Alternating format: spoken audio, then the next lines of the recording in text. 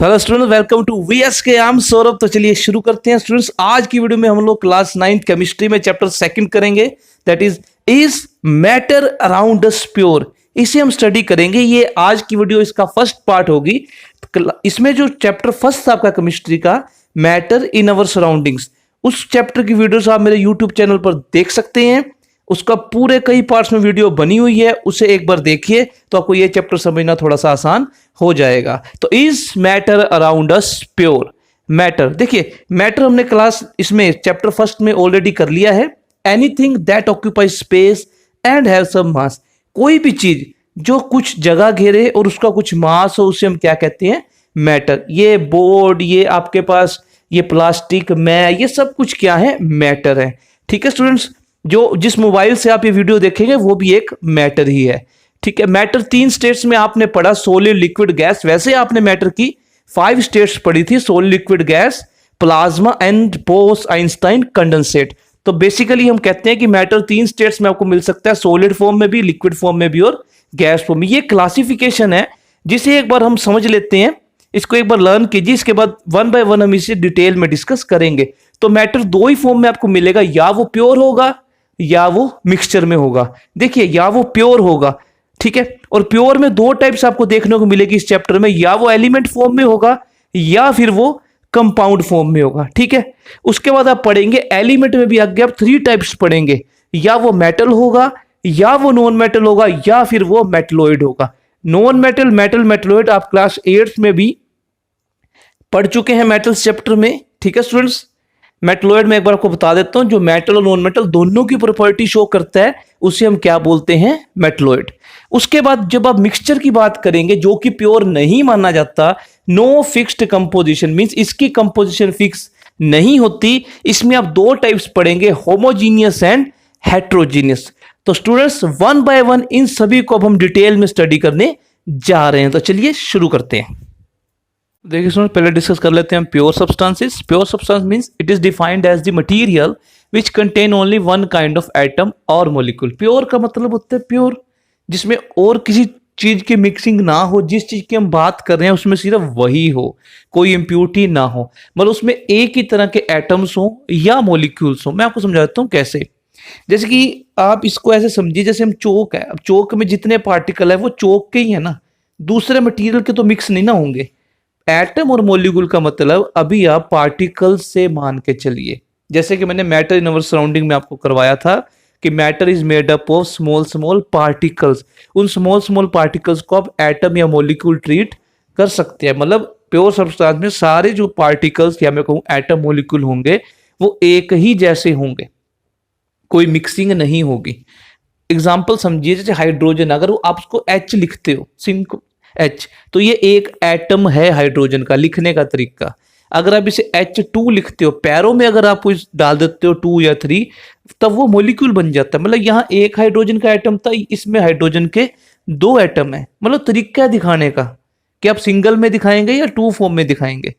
ठीक है, तो आप इसको ऐसे समझ लीजिए, ये फर्क होता है एटम या मॉलिक्यूल में। यहां पर हाइड्रोजन का एक एटम है, ये हाइड्रोजन का मॉलिक्यूल है। ठीक है, H2 मतलब ऐसा मॉलिक्यूल जिसमें 2 एटम है। ये एक एटम हाइड्रोजन का, हाइड्रोजन हाइड्रोजन जुड़ेंगे तो H2 बन जाएगा, एटम से जुड़ के क्या बन जाएगा? मॉलिक्यूल, इस तरह से। तो ये इसको कहते हैं एटम और मॉलिक्यूल। ठीक है, प्योर सब्सटेंस में आगे डिटेल में समझ आ जाएगा आपको। अब एलिमेंट देखो, an element is made up of only one kind of. Pure substance के 2 टाइप्स हैं, एलिमेंट और compound. An element is made up of only one kind of atom. Element में एक ही तरह के एटम होंगे, मतलब एक ही जैसे पार्टिकल होंगे सारे, which are identical in all respect, सारे एक जैसे होंगे, एक ही तरह हो, चाहे लाखों करोड़ों अरबों हो थोड़े से एलिमेंट में, 1 ग्राम में, लेकिन वो सारे एक जैसे होंगे। ठीक है, साइज, मास, कंपोजिशन सब कुछ क्या होगा? एक जैसा होगा। अब देखिए फॉर एग्जाम्पल आयरन। अब लोहे की बात कर लीजिए, लोहे को चूरा चूरा कर दिया, छोटे छोटे पार्टिकल उसके बन गए, जिसे हम और ज्यादा अब छोटा नहीं कर सकते, हम उसे बोल देते हैं एटम्स। अब देखिए, ये जो मैंने आपको दिखाए सर्कल, ये मान लीजिए आयरन के छोटे छोटे एटम्स हैं या पार्टिकल्स हैं, ये जुड़ के आयरन बना रहे हैं, इतना सा आयरन बना रहे हैं ये सारे पार्टिकल मिलके। ठीक है, अब ये सारे पार्टिकल एक जैसे हैं, आयरन के ही हैं, इसमें गोल्ड के पार्टिकल नहीं है, मतलब एक ही एलिमेंट के पार्टिकल हैं। किसके? आयरन के, और किसी के पार्टिकल इसमें नहीं है। अब दूसरा देखिए, आप सिल्वर की बात कर लीजिए। सिल्वर में Ag सिंबल है, सारे पार्टिकल किसके, सिल्वर के, इसमें कोई आयरन का पार्टिकल मिक्स नहीं है। अगर मैं ये आयरन के पार्टिकल इससे मिक्स कर दूं तो ये अब प्योर सब्सटेंस नहीं रहेगा, ये इम्प्योर हो जाएगा। अभी तक ये प्योर है और इसको क्या कहते हैं हम, एलिमेंट। ठीक है, अब ये जैसे चौक है, चौक में सारे पार्टिकल चौक के हैं, इसका मतलब ये क्या है, प्योर है। मैं फिर कह रहा हूं एक जैसे पार्टिकल होने चाहिए। ठीक है, अब जब मैं आपको कंपाउंड कराऊंगा ना तो आपको इन दोनों में डिफरेंस समझ आ जाएगा।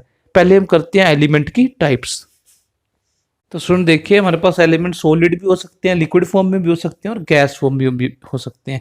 एक चीज याद रखिएगा, ये सारी फॉर्म हम रूम टेम्परेचर पर चेक करते हैं, तो इसे जरूर मेंशन कीजिएगा एट रूम टेम्परेचर। मतलब जिस टेम्परेचर पे आप अभी अपने घर पर बैठे हैं, वैसे रूम टेम्परेचर भी फिक्स किया गया है, इसके बाद हम बात में करेंगे।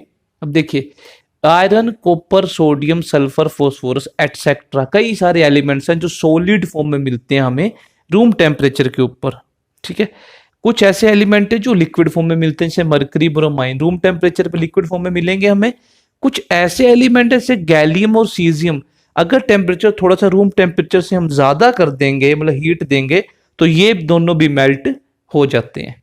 उसके बाद है गैसियस फॉर्म में कौन कौन से मिलते हैं, गैस फॉर्म में रूम टेम्परेचर के ऊपर hydrogen, oxygen, nitrogen, fluorine, chlorine, ऐसे कई और भी एलिमेंट्स हैं जो हमें गैस फॉर्म में मिलते हैं एट रूम टेम्परेचर। ठीक है, अब क्लासिफिकेशन देखिए, एलिमेंट या तो मेटल होगा या नॉन मेटल होगा या फिर वो हमें मेटलोइड की फॉर्म में मिलेगा। इसे आप क्लास 8 में बड़ी डिटेल में पहले ही कर चुके हैं।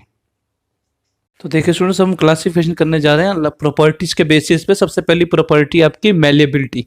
देखिए, मेलेबिलिटी का मतलब होता है कि हैमरिंग करने पे, हथौड़ा मारने पे, अगर हम किसी एलिमेंट को थिन शीट्स में कन्वर्ट कर पाए, पतली पतली शीट्स में, उसे कहा जाता है मेलेबिलिटी। क्लास 8 में आप ये सब कुछ पढ़ चुके हैं। तो गोल्ड और सिल्वर सबसे ज्यादा मेलिएबल मेटल्स हैं। और डक्टिलिटी की बात कर लूं, अगर हम हैमरिंग करके उसे वायर्स में कन्वर्ट कर सके, ठीक है, अगर हम एलिमेंट को वायर्स में कन्वर्ट कर पाए, उसे बोला जाता है डक्टिलिटी। और गोल्ड और सिल्वर सबसे ज्यादा डक्टाइल भी हैं। नॉन मेटल की बात करो, ना ये मेलिएबल होते हैं ना ये डक्टाइल होते हैं, कोई भी नहीं ऐसा, ये ब्रिटल होते हैं। इनको हथौड़ा मारो ये चूरा चूरा हो जाएंगे, टूट जाएंगे, लेकिन वायर्स या शीट में कन्वर्ट नहीं होंगे। उसके बाद है conductor of heat and electricity. Good conductor होते हैं मेटल, जनरली अच्छी तरह से हीट और इलेक्ट्रिसिटी को कंडक्ट करते हैं। लेकिन फिर भी कुछ सबसे बढ़िया जिसे हम कहते हैं कि सिल्वर माना जाता है।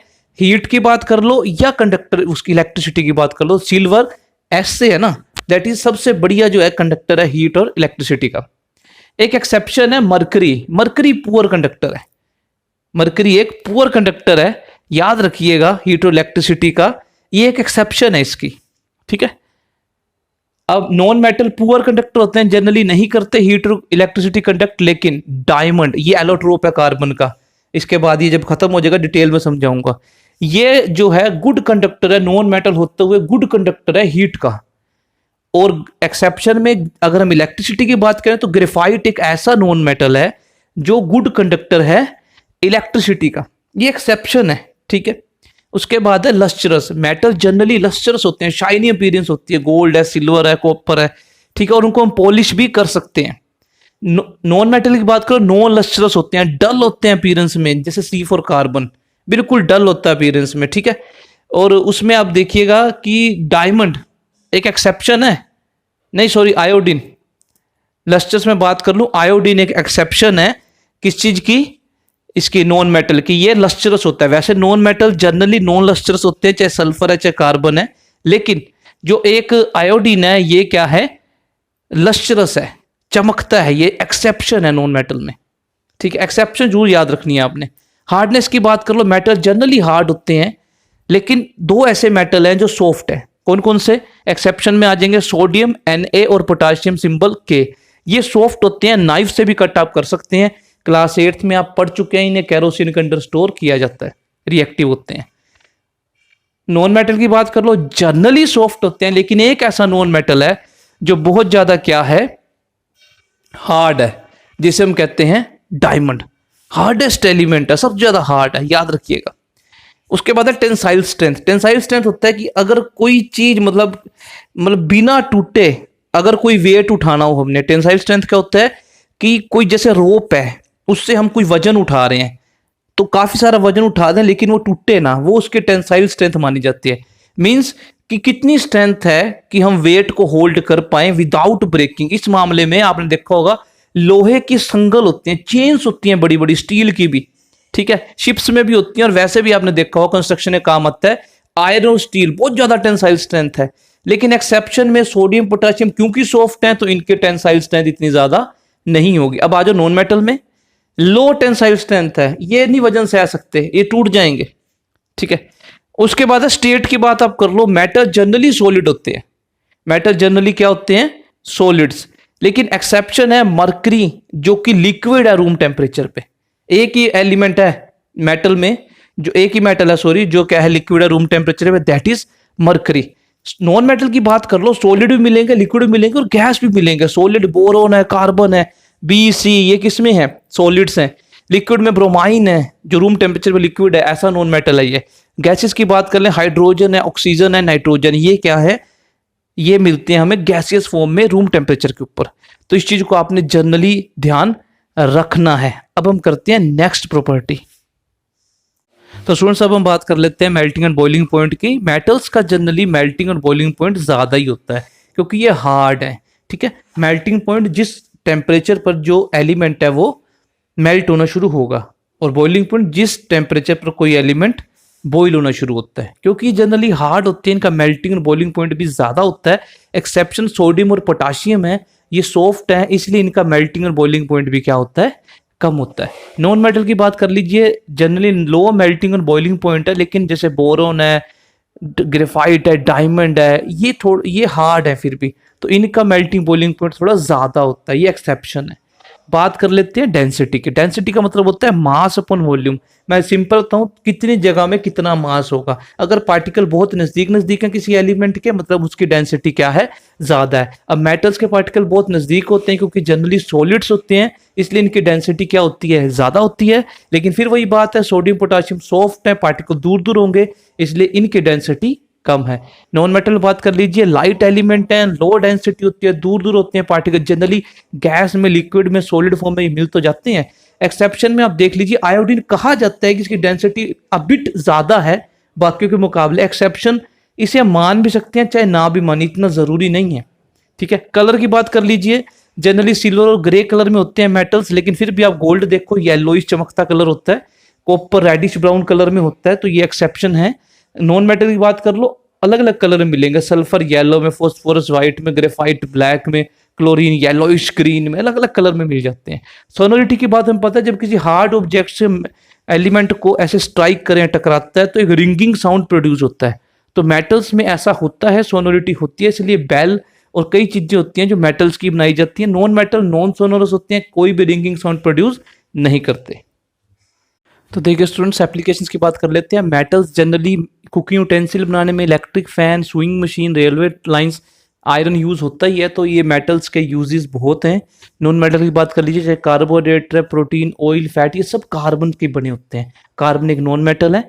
ऑक्सीजन बड़ा जरूरी है लाइफ के लिए, सांस हम लेते हैं, वो भी एक नॉन मेटल है। एग्जिस्टिंग ऑफ लाइफ में हम कह सकते हैं। एलोट्रोप्स क्या होता है, different forms of the same element, एक ही एलिमेंट की डिफरेंट फॉर्म्स, लेकिन जिसकी केमिकल प्रॉपर्टीज क्या हो, सेम हो, और फिजिकल प्रॉपर्टीज क्या हो, अलग हो। मतलब स्ट्रक्चरल प्रॉपर्टी डिफरेंट हो, देखने में डिफरेंट हो, लेकिन केमिकली सेम हो, उसे बोला जाता है एलोट्रोप्स। जैसे डायमंड और ग्रेफाइट एलोट्रोप्स हैं कार्बन के, ठीक है स्टूडेंट्स। उसके बाद है मेटलॉइड्स, एलिमेंट जिनकी प्रॉपर्टी मेटल वाली भी होती है और नॉन मेटल, मतलब दोनों के बीच में होती है प्रॉपर्टी, हम कह सकते हैं दोनों की प्रॉपर्टीज में आती है। Between those of metal and non metals are called metalloid, जो दोनों की प्रॉपर्टी शो करे, जैसे silicon S I, germanium G, arsenic acid. तो ये क्या है, मेटलॉइड्स। मैंने आपको शुरू में रूम टेम्परेचर कहा था, 25 से 27 डिग्री सेल्सियस बोला जाता है रूम टेम्परेचर को।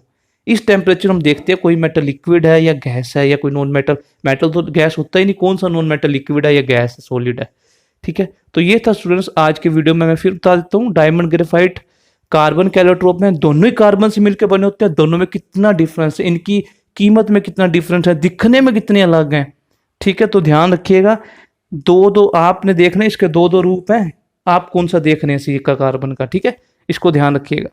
तो इस वीडियो में इतना ही, बाकी हम नेक्स्ट वीडियो में करेंगे। I hope you like this video, so thank you for that.